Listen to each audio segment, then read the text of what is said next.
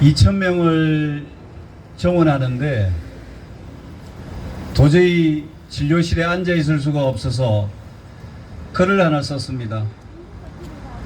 2월 6일은 저희 의료계의 사망 선고일과 같은 날이었습니다. 지금 대한민국이 전시사항도 아님에도 불구하고 현 정원의 3분지인 2,000명을 늘리겠다고 하는 소식을 듣고 정말 멘붕이 왔습니다. 대한민국이 과연 이렇게 가도 되는 나라인가?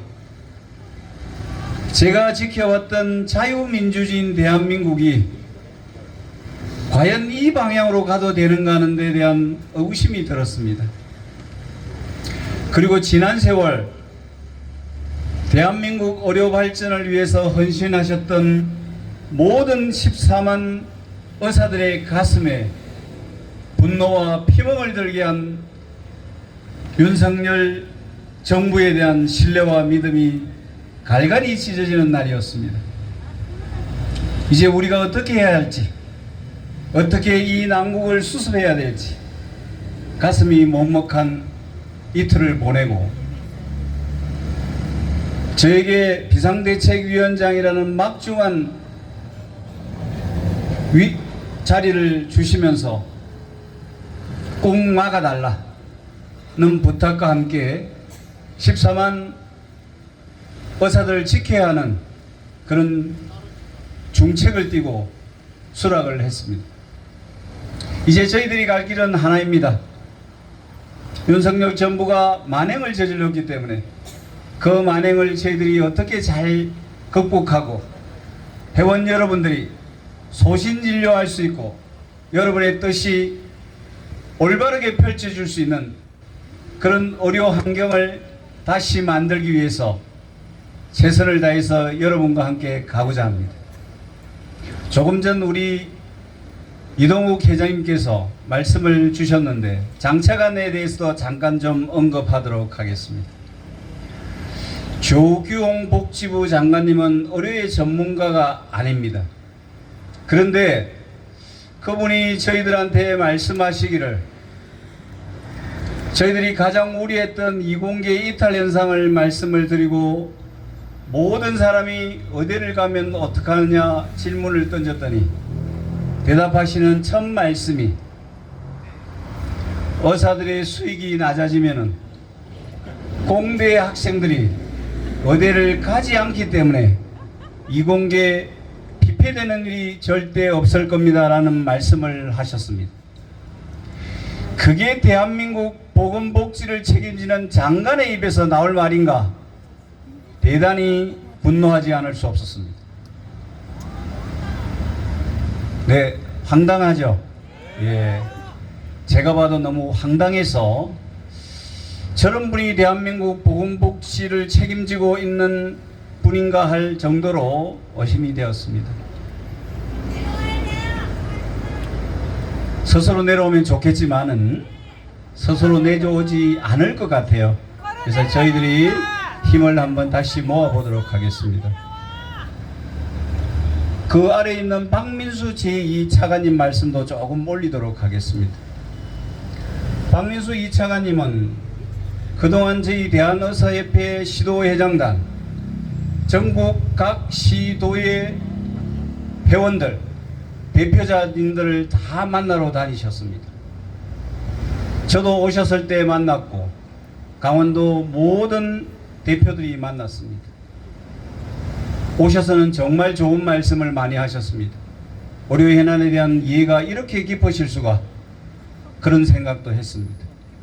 그리고 어떻게 하면 대한민국 현재 필수 의료가 망가지고 지방 의료 인구가 소멸되고 있는 가운데 의사 이탈 문제가 가속되고 있는가에 대한 원인, 대책도 말씀드렸습니다.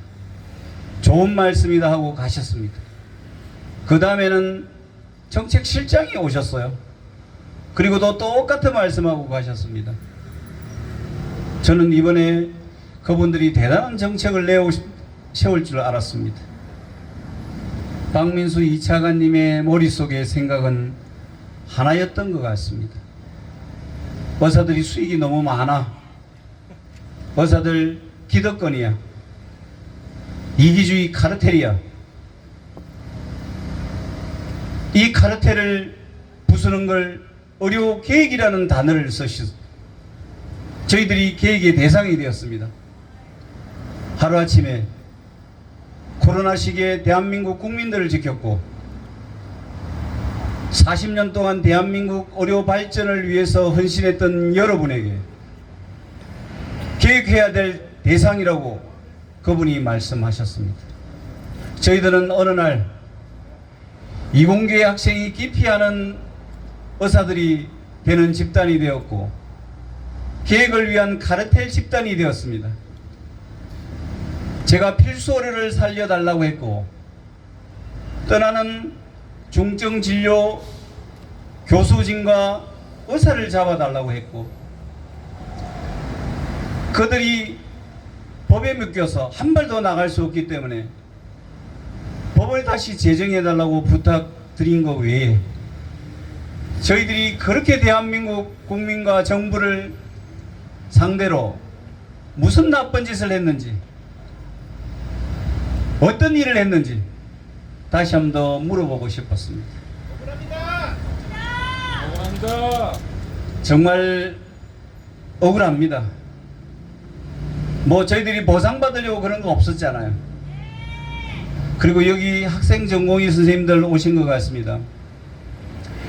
이분들 열심히 공부해서 남들보다 더 열심히 노력해서 의대에 입학했었고 의대에 입학해서 교육과정 누구나 다 겪어봤지만 정말 힘든 과정입니다.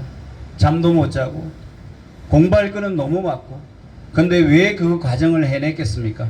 훌륭한 의사가 되기 위해서. 그리고 대한민국 국민 건강을 위해서 아픈 환자의 생명을 책임지기 위해서 그 숱한 밤을 잠도 자지 못하고 코피 흘려가면서 노력해서 이제 의사가 됐습니다. 그런데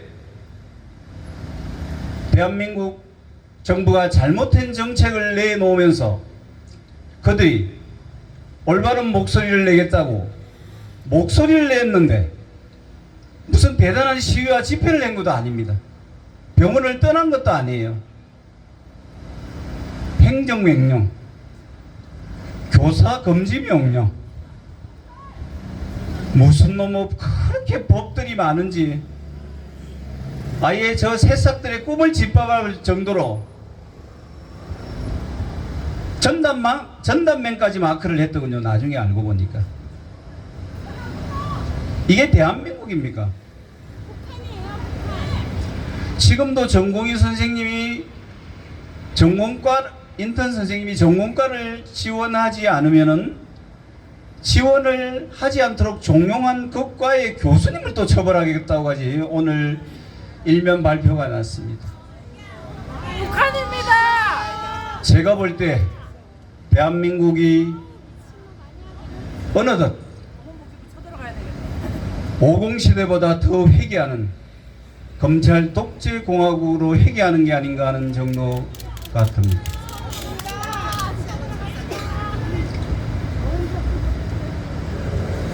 정말 마음이 아픕니다. 이 젊은 친구들이 꿈과 희망을 정부가 이렇게 공권력을 앞세워서 탄압한다는 것 자체가 저는 더 이상 받아들일 수가 없습니다.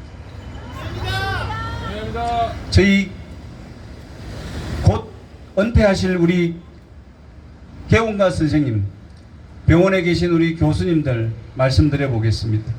그분들 조금 있으면 옷 벗으시고 은퇴하실 분들이에요. 그분들이 왜 정부 정책에 대해서 한가하고 분노하겠습니까? 정책이 잘 됐으면 분노하는 전 회원 없을 거라고 생각합니다. 10년, 15년 후에 대한민국 인구가 4천만으로 줍니다. 1,000만 명이 줄어드는 거죠. 지금 출생아 수 20만 명입니다. 곧 저희들이 2040년도가 되면은 현재에 증가하는 의사 수가 넘칩니다. 그래서 저희들이 그런 말씀을 드린 거죠. 그랬더니 갑자기 지역에 부족한 의사가 5,000명, 35년도에 필요한 의사가 10,000명, 그 수치가 어디서 나왔습니까? 엉터리 보사연 자료. 우리 언론에서 많이 말씀하셨던 응급실 뺑뺑이, 소아과 오픈런, 진료 대기 시간이 길다, 너무 진료 시간이 짧다, 지방의 의사 구하기가 힘들다, 이게 어느 날 2,000명을 던질 수 있는 이유가 된다고 보십니까, 여러분? 그 부분에 대한 이야기를 듣고자 하지도 않았습니다. TV 토론도 제안했고 끝장 토론도 제안했습니다만 결국 들려오는 것은 2,000명 정원 발표 이외에는 없었습니다. 지금은 정부가 저희들에게 협상할 수 있는 마지막 시간을 놓친 것 같습니다. 2,000명 벌써 교육부와 정원 분배 문제를 논의하겠다고 합니다. 왜? 우리 전공의 선생님들이 2월 3월 사직서를 던지겠다는 말씀을 듣고 나서 발빠르게 움직이고 있습니다. 하나 제가 볼 때 전공의 비상체제도 정부의 대응에 빠르게 움직이실 거라고 믿고 저는 전공의 선생님들의 뜻과 결과를 존중하겠습니다. 그리고 늘 여러분과 함께 가겠습니다. 그리고 여러분이 2020년도에 기성세대들이 여러분과 여러분의 책임을 지지 못하고 뒤로 발을 뺐던 그 생생했던 기억을 저는 아직도 하고 있습니다. 마지막 순간까지 여러분과 함께하고 여러분의 책임을 질 것을 비상대책위원장으로 이 자리에서 다시 한 번 더 선언드리겠습니다. 이번에 필수 의료정책 패키지 제가 1시간 동안 공부를 했습니다. 정말 이런 패키지가 있나 할 정도였습니다. 여러분, 세트 메뉴에 썩은 당근을 넣고 이 썩은 당근을 만드는 의사를 배출하겠다는 게 이번 정책 패키지의 목적이었습니다. 거기에 저희들이 원했던, 제기했던 문제의 해결책이 하나라도 있습니까? 제기했던 정책 제안이 필수 의료를 되살릴 수 있는 정책이었다면 왜 14만 의사가 이 추운 날씨에 용산 바닥에 앉아 있겠습니까, 여러분?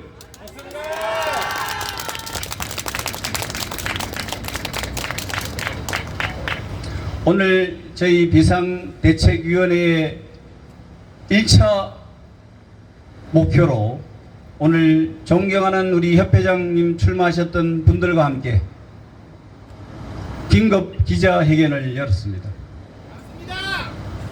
긴급 기자회견 내에 저희들이 그동안 있었던 의료계의 문제, 그동안 언론이 제기했던 문제, 정부가 제기했던 문제점에 대해서 소상히 밝혔습니다.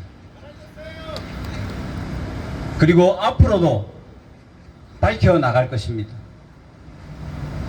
국민 여러분께서 저희의 목소리에 귀 기울여 주시는 순간까지, 그리고 국민 80%가 의사 정원에 대해서 의사 정원에 대해 찬성하셨다는 그 표현이 의사 정원 반대로 돌아설 때까지 국민들과 함께 하겠습니다.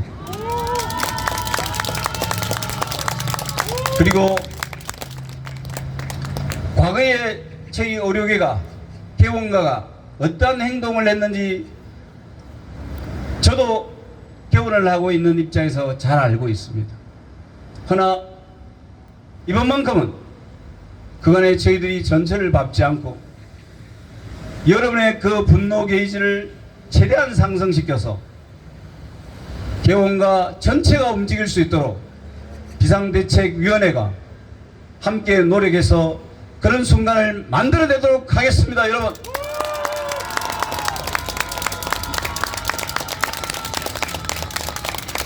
제가 불과 몇 개월 전에 여기 계신 우리 박매화 회장님과 용산 집회를 오면서 트럭에 위에 올라가서 제가 윤석열 대통령을 향해서 꼭 막아달라, 꼭 거부권 행사해달라고 부탁드렸습니다. 그랬더니 우리 윤석열 대통령께서 거부권 행사해 주셨어요. 저는 윤석열 대통령이 이런 정책을 강행했다고 보지 않습니다. 그 밑에 있는 보건복지부 장차관, 정책실의 사람들이 대통령의 눈과 귀를 멀게 했다고 저는 보고 있습니다. 저는 언젠가는 여기 용산에 계신 우리 윤석열 대통령께서 틀림없이 의사정원의 문제점에 대해서 아시고 복지부 장차관을 처벌해 주실 거라 믿고 원점에서 저희들과 함께 재논의해 주실 거라고 간곡히 요청드리면서 또 당연히 그렇게 해 주실 거라고 믿겠습니다. 대통령님. 추운데 제가 너무 말을 많이 한 것 같습니다. 네. 여하튼 비상대책위원장으로서 소임을 다하도록 하겠습니다. 이제 우리 이동욱 회장님이 말씀하셨듯이 김태구 비상대책위원장이 제일 먼저 잡혀갈 것이고 그 다음 뭐 순서를 쭉 정해 두셨는데 그 순서는 좀 잘못된 것 같아요. 우리 모두가 함께 잡혀가야 됩니다. 우리 모두 14만 의사들이 함께 면허가 취소가 되어야 됩니다. 그래야 우리가 승리할 수 있습니다. 그래야 우리가 이길 수 있습니다. 제가 여러분께 가자하지 않겠습니다. 여러분 스스로 갈 수 있도록 하겠습니다. 여러분, 전공의 선생님, 학생 선생님, 제가 가자고 하지 않겠습니다. 여러분 스스로 일어나서 여러분의 주권을 찾으시기 바랍니다. 제가 이끌겠습니다. 함께 해 주시라고 믿고 마지막으로 구호 한번 제치도록 하겠습니다. 정부는 국민 생명 위협하는 필수의료 기피 현상 해결하라! 해결하라! 해결하라! 낙도에 교사 없다고, 교대 정원 늘리고, 경제 어렵다고 돈 찍어내라! 찍어내라! 찍어내라! 이상입니다.